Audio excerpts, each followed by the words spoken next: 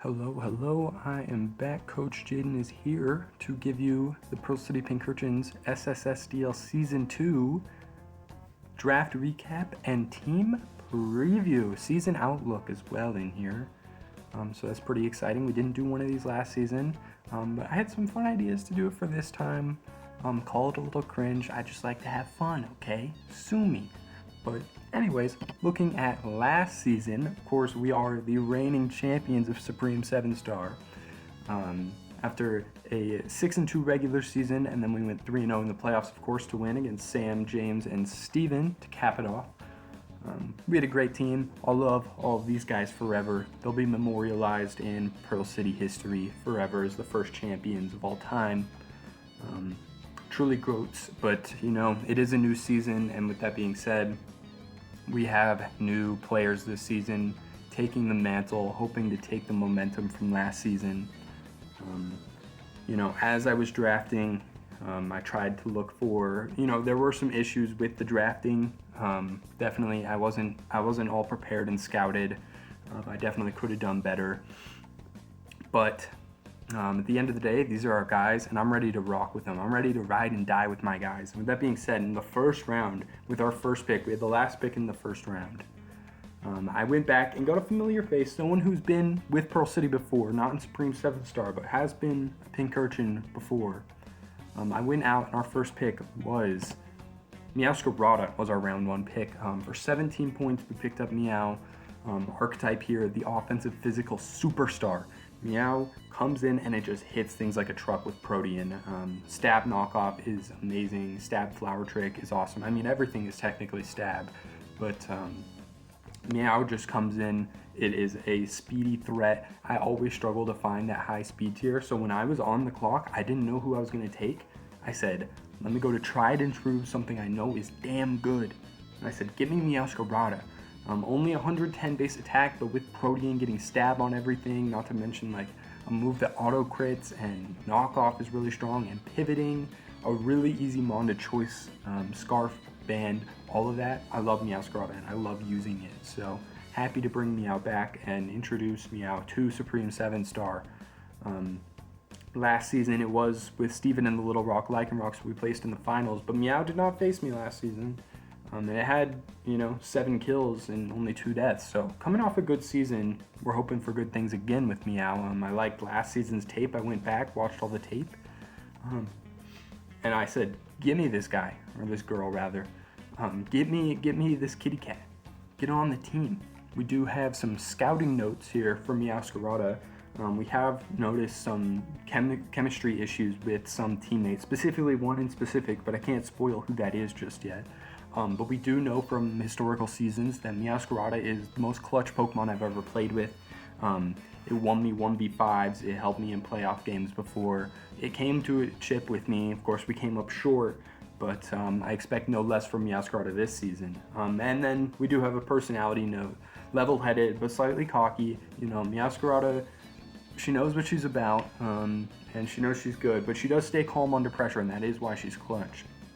Now, with our second round, just kidding, we didn't have a second round pick because I traded back. There was draft pick trades in this one, and I moved back. I had multiple third round picks and multiple fourth round picks, I believe. I kind of tried to centralize my draft so I could plan a little more with what's on the board. So we did trade back to the third round, and with that being said, our first third round pick and our second player to be added to Season 2 Pearl City Pinkertons here was Iron Hands. I really wanted to try out Iron Hands. I came into this draft saying Iron Hands is going to be on the team. I will do whatever it takes to get Iron Hands. In the pre-draft meetings, Iron Hands was nothing but an absolute professional. Has Superstar written all over him, but not in the same way Meow Scarada has Superstar written all over her. This guy is an elite role player. He's a Defensive Player of the Year candidate, all defensive. Of course, he was with the Hearthome Haunters last season. And that's a very modest stat line, especially for a team that unfortunately finished below 500. 4 kills and 4 deaths is respectable. And I would be very happy to get that exact stat line out of Iron Hands this season. We do have the archetype here as a versatile, bulky attacker. That is to be noted with 150 HP, 140 attack, and good defense as well.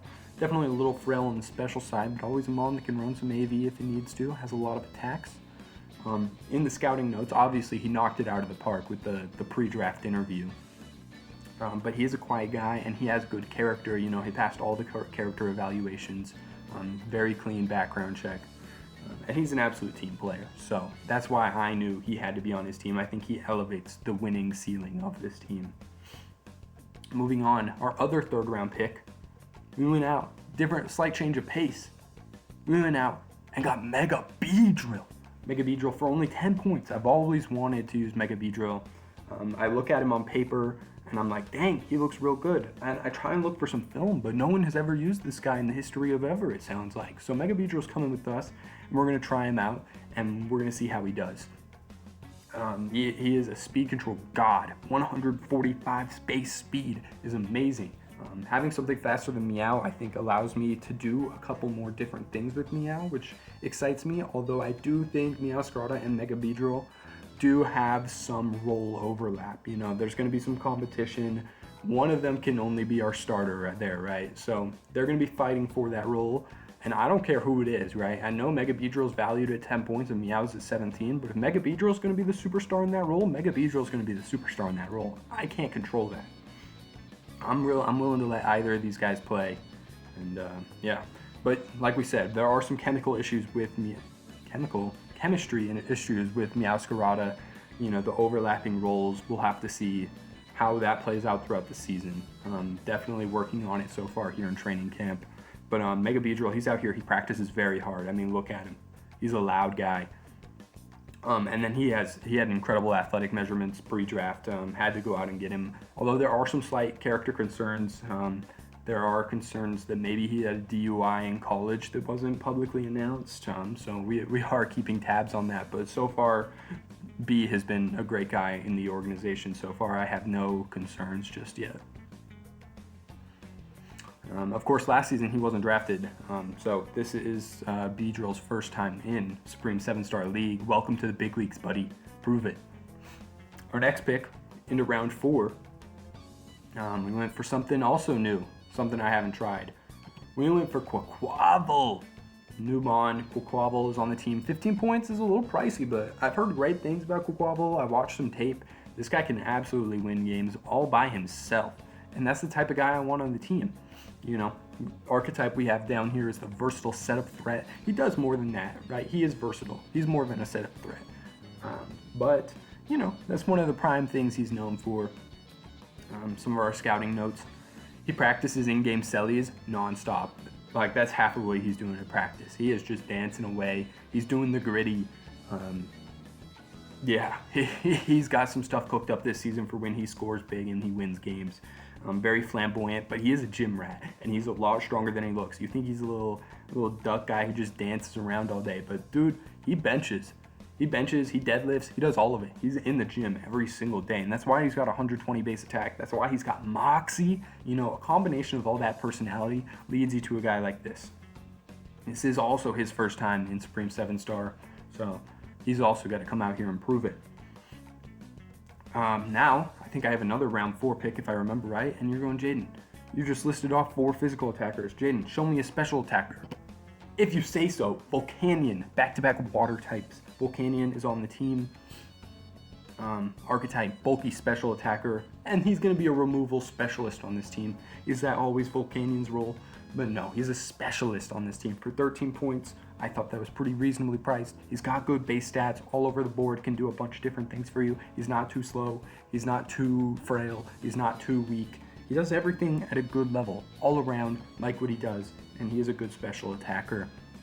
And he does different things than our other water type. I don't foresee any issues with them being on the same team. They've gotten along so well here in training camp so far, although, you know, we do have noted down here, Volcanion is a competitor. He's passionate. I don't know what the parentheses say, he's just passionate. And he's willing to do whatever it takes to win. He puts his body on the line at practice every single day, although he hits teammates too hard in practice. Maybe cause a concussion or two, but, you know, we'll get into that another time. I think everyone's ready to go for week 1. So don't be too concerned, but he is physical. He plays hard and he plays to win. Body on the line type of guy. Very, very sneaky. And of course, another season debut, or Sssdl debut in the league. Hasn't played a game, wasn't drafted last season, and he's here to prove it. And you can see it. Look at his face. He's ready to prove it. Now, moving back another 2 rounds, I think. We got a round 6. It's round 5. But had to go out, get our gal, get Meloetta, team MVP of last season, finals MVP, led the league in kills. What do you want from me? Not to get Meloetta again? You can't stop me. Meloetta is versatile. It can be a special defense tank. It can be a special attack pressure. Last season, it was a little bit more of a special attack nuke, but that's because I had Terra on it. No Terra terastallizing Meloetta this season, and I think that'll be okay. But last season, look at those stats. 14 kills in 5 games, or in 10 games, but with only 5 deaths. Made all Sssdl first team. You really can't complain there. And for only 8 points, what do you want from me? Scouting Notes was our former team MVP last season. 1.8 million followers on TikTok. Definitely up there in terms of Mons, if you ask me. And she just released a post-championship album. I believe it's in the pop genre.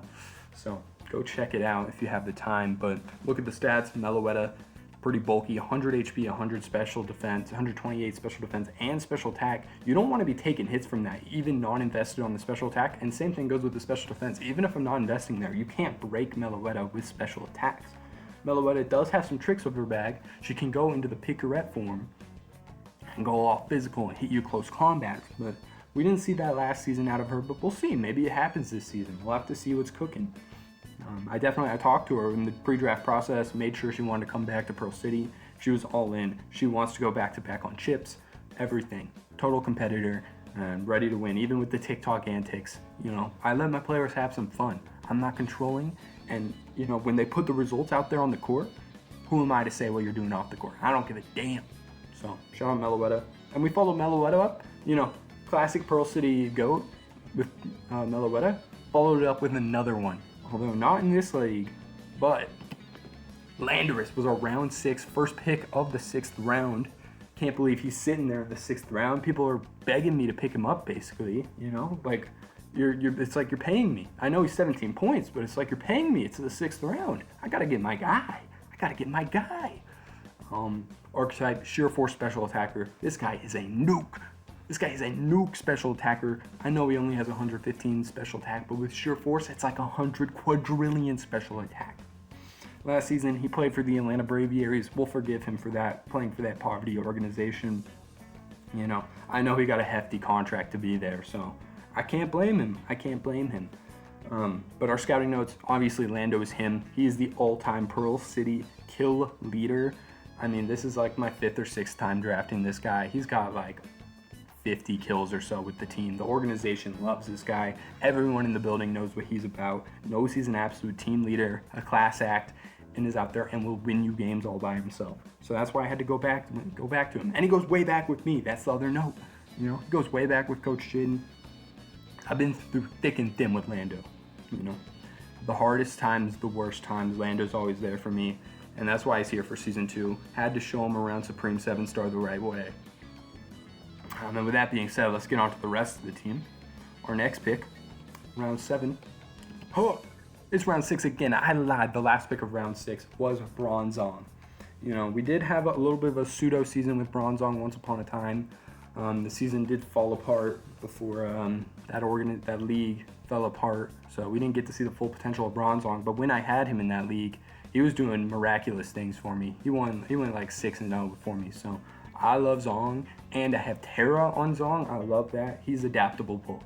Everything about Zong is going to be adaptable this season. You see his defense and special defense are the same. He can do either or. He's Terra. He can take on any Mon I want him to take on. Essentially, I can go whatever type I need. I can invest in whatever defensive stat I need. And he hits kind of hard. He hits harder than you'd think. He's got Gyro Ball. He's got Heavy Slam. He's got Psychic and Psyshock. He's got some utility too. He's got Stealth Rocks. He's got Hypnosis. He's got Trick Room. Bronzong can do all sorts of things for the organization. In the notes, he is childhood friends with Iron Hands. They're both quiet, respectable, class act guys. We love them. Quiet and honest. At the same time, though, Squaquavel, he's in there in the gym. Same with Iron Hands, for that matter. They're in there hitting the gym. Bronzong benches 445. He's the heaviest lifter on the team. So shout out to Zong for that. And this is also Bronzong's season debut in Spring 7-star, so he's going to prove himself. Don't even worry about it. Next, we've got, as we start to round out the team, I believe we've got 2 more players. A little bit more of a hole filler at this point. Role player coming in. It's going to be round 8. It's going to be Diancie. For just 8 points, Diancie's a good mon. I mean, look at those base stats. I love how, they match up. 100s in the attacks, 150s in the defenses, 50 in HP and speed. Diancie can do a lot of things for us. It gets rocks, but it's mostly a bulky setup threat. Calm Minds, weakness policy, all that sorts of thing is right up Diancie's alley with its bulk. And with Draining Kiss, it's fantastic. It's a strong mon. It is noticeably better with Terra, but that was not, in the budget this season. So we had to pick and choose where that was going to go in order to make the most competitive team we could make. In our notes, instantly bonded with Meloetta. We love that. You can tell they would get along just by looking at him. Gets along with everyone, honestly, besides Bronzong, and she also dislikes silverware, so keep that in mind. We use plastic utensils at the Pearl City. They are recyclable, do not worry. We are eco-friendly, but we do use plastic utensils, just, in accordance to everyone's needs. Also, Diancie's first time in Spring 7-star, didn't play last season. I went out and tried a lot of new guys, We had to go get guys who I know want to compete. They're not lazy, and they didn't, perform badly last season. Last thing I want is guys who perform badly. I know Lando's stats weren't that good, but Lando's him. Don't even worry. Bad organization. On to our last pick, rounding out the team. We only had 9 players last season. We have 10 this season. Had to go out and get one more guy, one more Terra captain to be on the team, and it's going to be Dusclops. Terra captain Dusclops for just 3 points with Terra. Dusclops, I think, has a lot of potential to fill a similar, maybe not as developed, but a similar role to Knucklestack last season, who was our Terra cap at the bottom of our board last season, who was a primarily defensive, bulky guy. Dusclops can do similar thing. He is bulky, 130s in the defenses, and with Eviolite, that boosts way higher. The notes we have about Bronzong, he's often late to practice, but he always leaves last. I've seen this guy there at 2 a.m. Dusclops is up doing what he needs to do, and he watches more film than anyone else. And not only that, Dusclops understands his role. He's not out here being like, I'm a 3-point mon, I want to come to every game, I want to be the kill leader, I want to be the... Dusclops knows when he comes and when he gets his opportunities, he will flourish in his roles. And he knows that all his practice is worth it for those moments when he comes in and he takes those hits like a champ, when he will-o-wisps back like a champ, when he nightshades for 33% like a champ. Everything Dusclops does is about being a champ, but as a role player, and he knows that, and that's why we love him, and that's why he had to come in and be our last pick to round out the team. And I love this team. I'm going to ride and die for my guys. Well, with that being said, you've now seen the whole team. Tell me what you think of the team. First, I got a couple more things for you. Bang! The season schedule is here. It has been announced.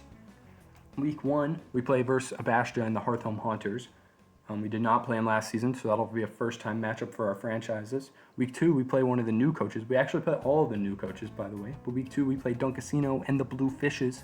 First-time matchup. Week 3, we play McGriddleso and the Bronx Bombers. He was a playoff team last season, but we did not match up against him in any way last season. So all new matchups so far. Week 4, we go against Samke and the Go City Go-Goats. Of course, we played him in, I believe, week 5 last season when we lost, and then we played him in the first round of the playoffs when we won. So it will be a new look for the Go City Go-Goats versus Pearl City Pink Urchins, but an intense rivalry game nonetheless. We do love that. Week 5, we're going up against Y-Stream and the Aussie Arcanines. We've played him in another league, and then, I evaluated his talent, and I brought him into Supreme 7-Star because I know he's a talented player, and I got to get that talent in my league. So we will be traveling to Australia to play that game. Week 6, we're going up against John. We played him week 1 last season, and we smoked him. But we'll see what John's got in the tank. He's definitely evolved as a player, and he's got a new logo and a new team going, so we love John, and we can't wait to face him in week 6. And then week 7, we got another rivalry game. We're going up against Ryan and the Reg Ice Spice. We had an incredible game against him last season where Meloetta actually had the spotlight and got like 5 kills going Terra Electric versus Ryan's Tapu Koko team. We loved that game. That was maybe my favorite game of last season. And then, of course, to round out our season, we're going up against the last new coach, Chickadee, and the Indonesian Infernapes. He had the best team on PRs, so it's going to be a tough matchup for sure. And I'm imagining if I'm in playoff trouble when that Week 8 comes around, that's going to be a very intense game if it comes to it. I expect both, a lot of playoff opponents in here in my 8-week schedule. So we'll see if we have any repeats, but that's the schedule, and hopefully we can come out and win 6 games like we did last season. That'd be fantastic. But we'll see, right? As long as we make playoffs, I'll be happy for my guys. Even if we don't, we do our best. We come out, we have fun, we play hard, and we play to win, most importantly. So we're here to win games this season. We're not going down without a fight. But the Pearl City and Pinkertons are ready to go. I love this new team, and we're hoping for some fun sets, hoping for some cool stuff, and hoping to win hella games. See you guys in the championship, and the next game, and the next thing you see will be our Week 1 game against Abastia. So wish me luck, and yeah, peace. Thanks for watching.